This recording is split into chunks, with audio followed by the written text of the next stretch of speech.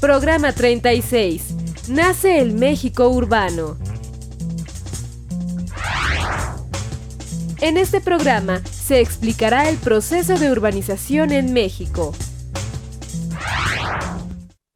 Al concluir el siglo XIX e iniciar el XX, la introducción de electricidad, el tranvía eléctrico, los automóviles y la modernización de la industria favorecieron el proceso de expansión de las ciudades en México. Este proceso disminuyó su ritmo primero por causa de la Revolución Mexicana, luego por el proceso de recuperación de la Primera Guerra Mundial y más tarde por la crisis económica mundial de 1929. Pero a partir de la segunda mitad de la década de 1930, el proceso de urbanización del país comenzó a acelerarse nuevamente y continuaría haciéndolo a un mayor ritmo en décadas posteriores. Este proceso, en términos modernos, se refiere a la traza de la ciudad, una intervención del Estado que tratan de dar orden a la población que se asienta en las ciudades.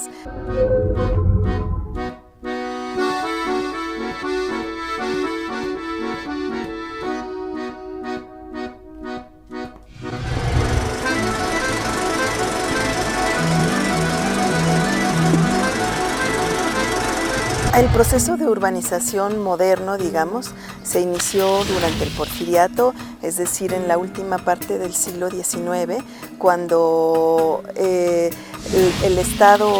comenzó a consolidarse y se hizo la paz en el país. Entonces empezaron a construir nuevas colonias en la Ciudad de México, ya con características modernas, con calles cuadriculadas, con drenaje, con agua corriente, con electricidad, y este fenómeno se incrementó al principiar el siglo XX, en 1900, cuando se hicieron las primeras colonias con trazos distintos, como fue el caso de la colonia Roma, que obtuvo un diseño, o que tuvo más bien un diseño estilo francés, con calles diagonales y plazas. Posteriormente, durante la Revolución, a diferencia de lo que sucedió en el resto del país, en donde la población disminuyó, la de la Ciudad de México aumentó notablemente, y este fenómeno fue causado por la llegada de miles de migrantes de diferentes partes de la República que estaban huyendo de la guerra, de la pobreza, de la miseria, de la inseguridad, y que se ubicaron en la Ciudad de México. Así que tenemos nosotros que en 1920 la Ciudad de México está bastante poblada y hay severos problemas de hacinamiento en las colonias. Los habitantes se abarrotaban en las zonas céntricas de la ciudad, en donde había fraccionamientos en muy mal estado. Y entonces empezaron a construirse nuevas colonias, otros nuevos fraccionamientos al poniente de la ciudad, que era una zona más salubre, y surgieron también fraccionamientos para los burócratas, como la colonia postal.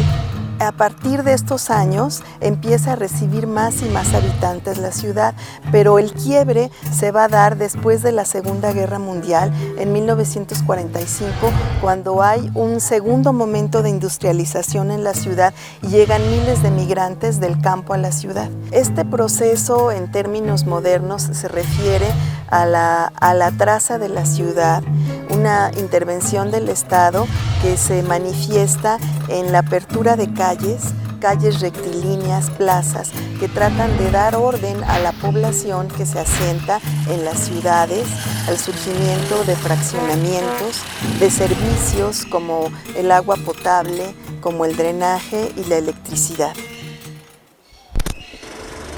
Con la reforma agraria llevada a cabo después de la Revolución Mexicana y hasta la segunda mitad de la década de 1940,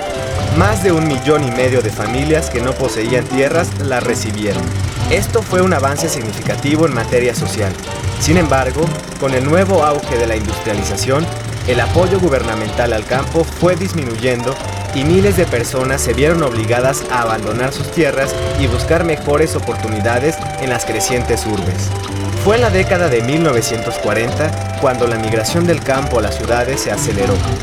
y en 1960, por primera vez en la historia del país, la población urbana sobrepasó a la rural.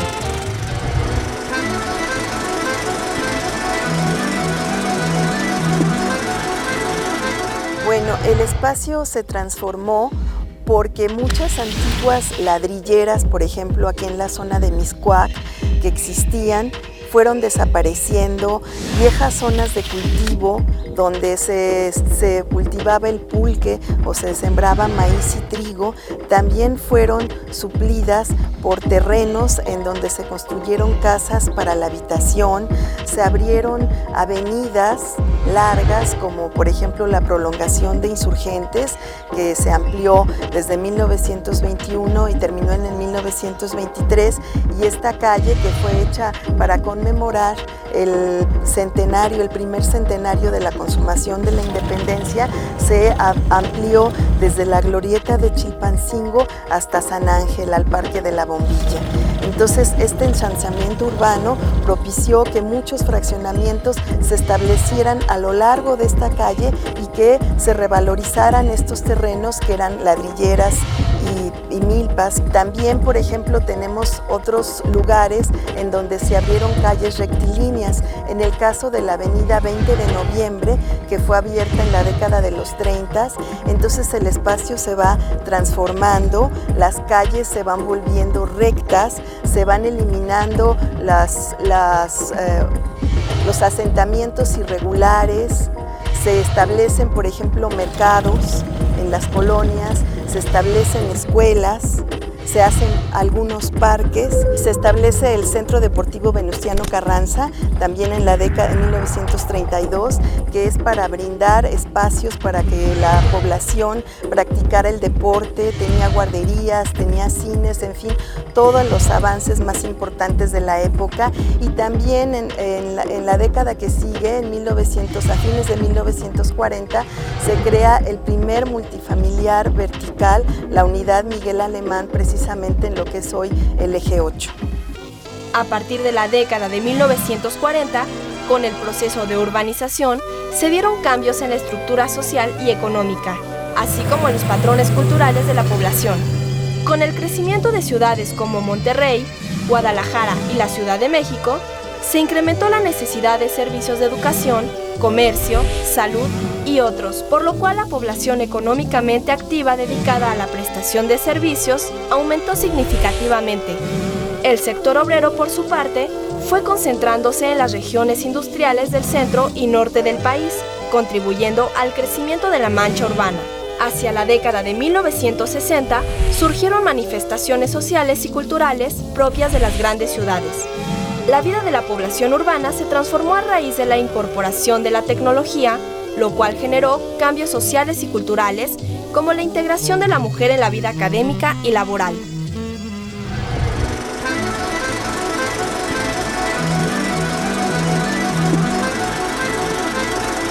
En las ciudades el tiempo se aceleró para los habitantes, tuvieron que tomar los nuevos medios de comunicación, que en un principio fueron tranvías, después camiones automotrices. En la década de 1910, más o menos a partir de 1915, se empiezan a introducir los camiones de autotransporte, y pues ya en la década de los 60 el metro. Entonces la vida en las urbes se vuelve más agitada.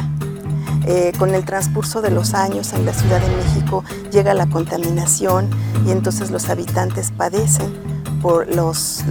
consecuencias de esta contaminación del aire, del ruido, y la vida en general se vuelve más agitada. Ahora en las ciudades los habitantes tienen muchas ventajas que quieren aprovechar, como es la existencia de más servicios, más escuelas, universidades, centros de trabajo. Entonces las ciudades se vuelven muy atractivas y cientos de miles de campesinos migran a las grandes ciudades del país, como son la Ciudad de México, Guadalajara, Monterrey, y se instalan primero en los cinturones de miseria, realizan actividades formales hasta que con el transcurso del tiempo van mejorando sus viviendas y mejorando sus condiciones de trabajo.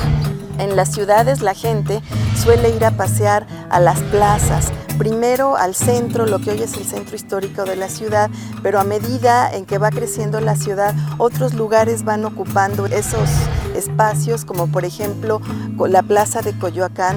y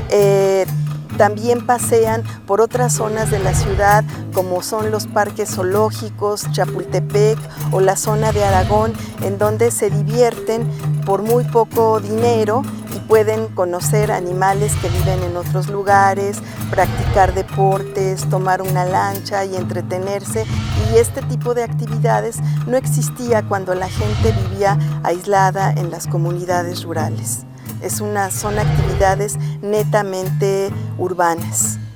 En el periodo 1940-1970, la sociedad mexicana se transformó y dejó atrás su base rural para convertirse en una sociedad urbana.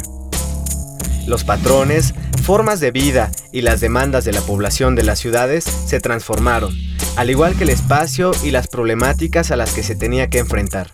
tales como la escasez de agua, de vivienda y la creciente contaminación.